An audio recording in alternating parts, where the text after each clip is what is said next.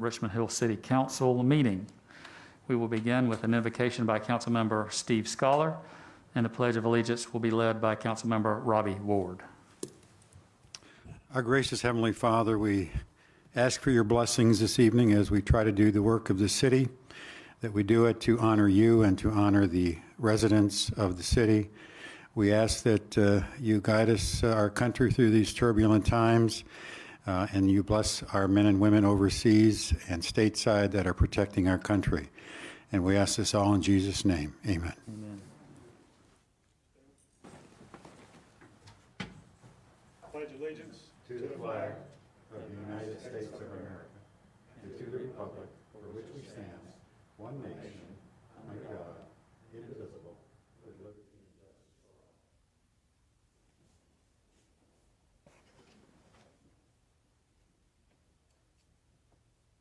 all. Council, you have before you tonight's agenda. Is there a motion to approve? I'll make a motion we approve the agenda. Motion to approve by Councilmember Scholar. Is there a second? Second by Councilmember Cox. All in favor? Aye. Motion carries. The agenda is approved. Next is the consent agenda approval. Council, is there a motion to approve the consent agenda? I'll make a motion to approve. Motion to approve by Councilmember Ward. Is there a second? I'll second. Second by Councilmember Scholar. All in favor? Aye. Motion carries. Planning and Zoning, Scott Allison. Good evening. I've got quite a few items. I'll try to get through it quickly. A lot of them you've seen either in workshops or a previous meeting. First item I have is the approval disapproval of the petition filed by the City of Richmond Hill to amend the following articles and appendices of the Unified Development Ordinance, UDO, of the City of Richmond Hill, Georgia. Article 7, Commercial District. Article 8, Industrial District. Article 9, Mixed Use Districts. Article 10, Plan Unit Development Districts. Article 12, General Provisions. Article 13, Conditional Uses. Article 14, Parking and Loading. Article 15, Landscaping and Tree Protection. Article 16, Signs. Article 17, Site Development Plan. Article 21, Subdivision Purpose and Procedures. Article 32, Definitions. Appendix A, Combined Table Uses, and Appendix D, Review Authority to repeal conflicting ordinances, to provide for an effective date, and for other purposes. Okay. You have within your packet, and we've talked about it at two workshops, public hearing and the first reading at the previous council meeting. This is primarily a housekeeping exercise while we were working on the historic district and the Historic Preservation Commission and Architecture Review Board that are your subsequent items. There were some basically typos and sections of the ordinance that didn't speak to one another. I've gone over it in detail at the workshops and the public hearing, but I can stand any questions that you have. Council, any questions? Scott, there's nothing of substance that's been changed, just cleaning it up? I would say the most substance that changed is related to our landscaping and tree protection section. As we talked about at the previous meeting in the workshop, our buffer requirements were insufficient in practice.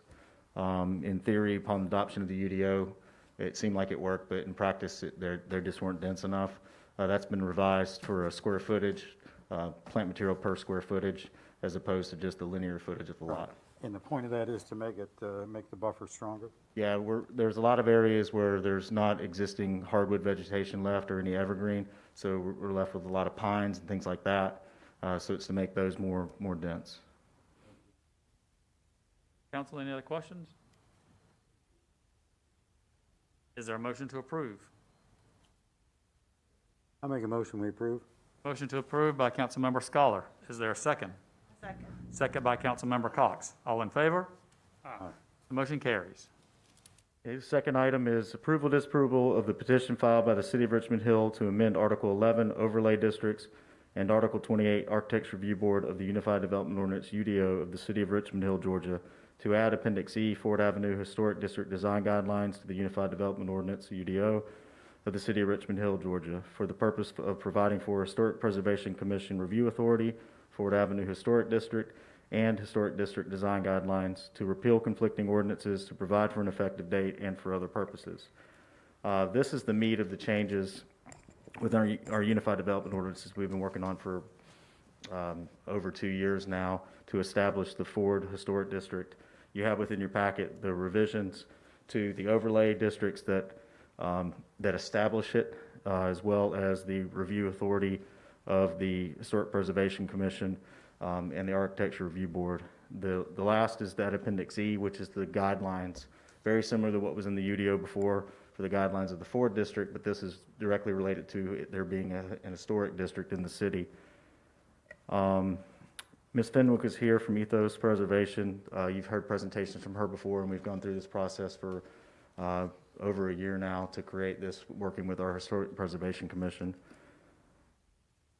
A public hearing was held, recommendation from the Historic Preservation Commission and the Planning Commission for approval on this. Council, we have certainly researched and studied this agenda item and set up a good plan and program. With that said, though, are there any questions? Hearing none, is there a motion to approve? I'll make a motion to approve. Motion to approve by Councilmember Ward. Is there a second? I'll second. Second by Councilmember Cox. All in favor? Aye. The motion carries. Next, we have the approval, disapproval of the petition filed by the City of Richmond Hill to adopt a new revised official zoning map of the City of Richmond Hill, which includes the Ford Avenue Historic District, to provide for an effective date and for other purposes. You have within your packet that map and ordinance. This essentially is adding the historic district to the official zoning map. It's a requirement for our state guidelines. And when the motion is made, we need to make reference that it's to be signed. I believe I've given that to you guys. In addition, just be sure and sign the official map before you leave tonight. It becomes official tomorrow. Council, any questions on this agenda item? Hearing none. Councilmember Scholar, I believe you have the motion to make. I do. I make a motion to adopt the new official zoning map for the City of Richmond Hill, prepared for the city by our GIS consultants, and in the margin of which Mayor Carpenter, Councilmember Cox, Councilperson Scholar, and Councilperson Ward have signed their names. Council, that was a motion made by Councilmember Scholar. Is there a second? Second by Councilmember Cox. All in favor? Aye. The motion carries. Of course. Okay.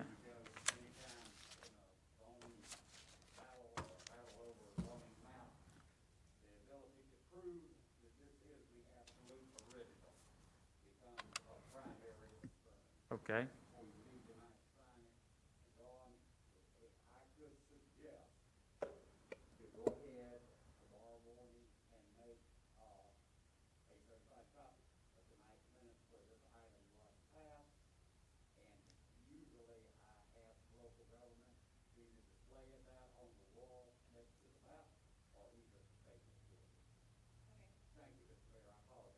Oh, no problem, Ray. Ray will not let us leave the building tonight before we sign this document. Okay. Yeah, we'll be sure not to lose it. Yeah, I'm scared of her. Okay. Thank you. Next, we have items for consideration. The approval, disapproval of the preliminary plat for Ageechee Station to be located at Kroger Drive and US 17, adjacent to Way Station Senior Apartments. This is nothing new. The property was entitled for multifamily some years ago by previous council. I believe it was 2015. We've discussed at previous workshop this item. You have within your packet the application for the 113 lots, and it does meet our requirements of our R3 zoning district. No more than 5 units per building. Buildings are 40 feet apart. We've got necessary guest parking. All the stormwater requirements have been taken into consideration as far as accommodation for the proper easements and any of the stormwater ponds. You know, and it's compliant with our subdivision ordinance as well. Council, any questions?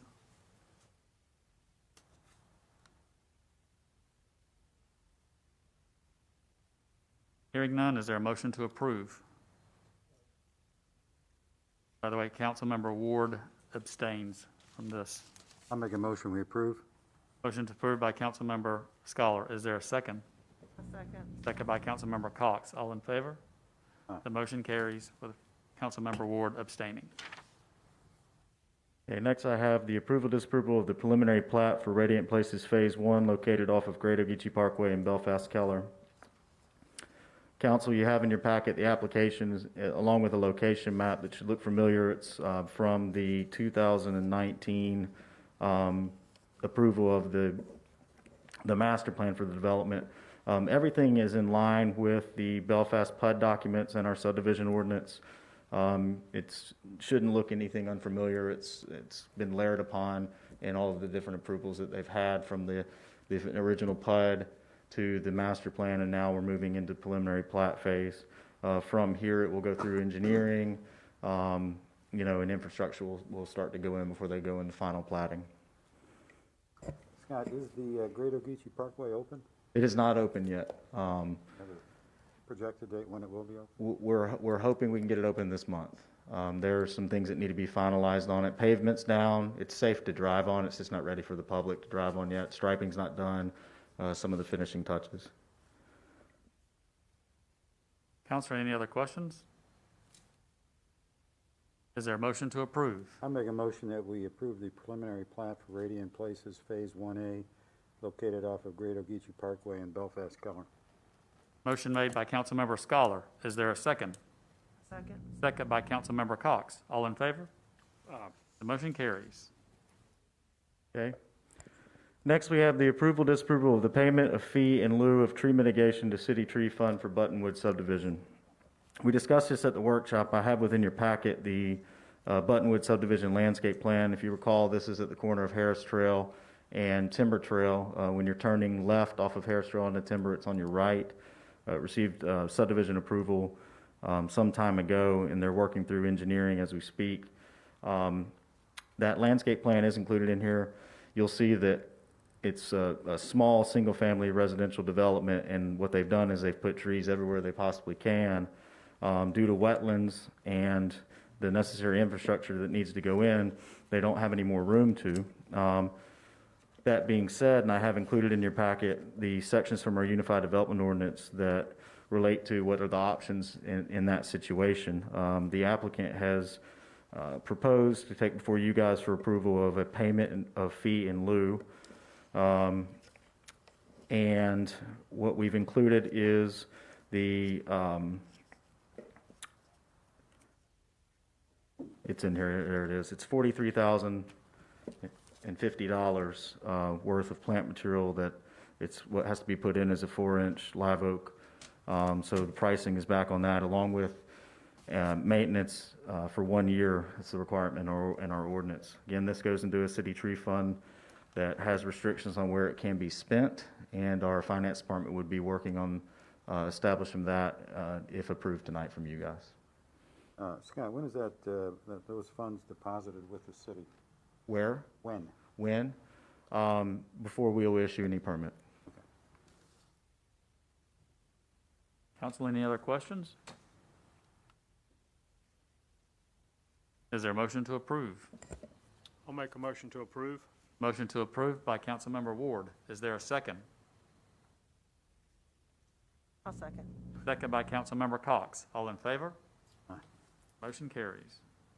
Lastly, I have the approval, disapproval of the Department of Planning and Zoning Inspections Division proposed reorganization to add a chief building official position, add a building inspector B3 position, revise the senior building inspector position, and revise the building inspector B1 and B2 position. You have in your packet, and we've discussed it, 2 workshops. This isn't adding new employees. This is a reorganization and reclassification of our existing, hierarchy, for lack of better words, in the inspection division, similar to what you would find in the fire department or police department when these individuals receive these certifications and different professional development training. Currently, we don't have a mechanism in place, not necessarily to give them raises. It's to have more of a more senior level, mid-level people. Also, when we're hiring, it gives us the ability, if we, for any reason, lost someone, we have created a distinct job description for what that position is and its qualifications, so we can replace and have it, set in stone, left and right parameters. So the most important thing and what you would be approving tonight are the job descriptions that you see at the very end of the packet for those positions. We've gone through it in detail. with HR and also with the folks that know about these certifications. So I can answer any questions you have. Council? Is there a motion to approve? I'll make a motion, we approve the reclassifications. Motion to approve by Councilmember Scholar. Is there a second? I'll second. Second by Councilmember Ward. All in favor? Aye. The motion carries. Thank you. City Manager Chris Lovell.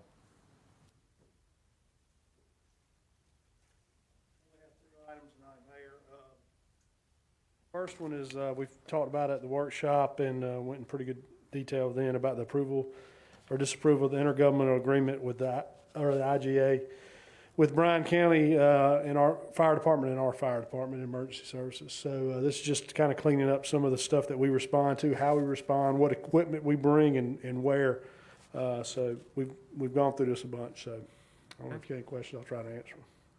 Council, any questions? I think it's a pretty basic agreement. Is there a motion to approve? I'll make a motion to approve. Motion to approve by Councilmember Ward. Is there a second? I'll second. Second by Councilmember Cox. All in favor? Motion carries. Mayor, I think this is the first time that we're going to break our rule of bringing something to council that we hadn't had at a workshop. And the reason for that is the timing of when we found out about it, and not to mention that there's a job ongoing. This is on the Richmond Heights drainage project, which we have started, as you all know. We ran into a situation where we've had a pipe that's crossing under a road that's failing. We've had to do some repairs to it before, and now it's kind of, we've got people there, it's uncovered, and it's something that we need to do. We had EOM go look at it, and they recommended that we go ahead and replace it. So we're coming with a change order of $16,867.50 out of SPLOST to go ahead and fix this, which would be a change order with ProGrade South, who is our contractor on the project. Chris, does that include the pipe and the repaving of the Yeah, road? that's everything. That's kind of a turnkey deal, and they're already out there, so it ought to be pretty quick. And that's why I brought it to you tonight, as opposed to waiting until the next workshop, is because they're kind of in a place where they can get it done now. More efficient. Council, any other questions? Is there a motion to approve? Make a motion, we approve. Motion to approve by Councilmember Cox. I'll Is there a second the second? motion. Second by Councilmember Scholar. All in favor? Aye. Motion carries. That's all I have, Mayor. Before we go into executive session for legal matters, a couple of communications items. Due to COVID-19 concerns, the annual Martin Luther King Jr. Parade will be held virtually on Saturday, January 16th at 10 a.m. on the Richmond Hill Martin Luther King Parade Facebook and YouTube pages.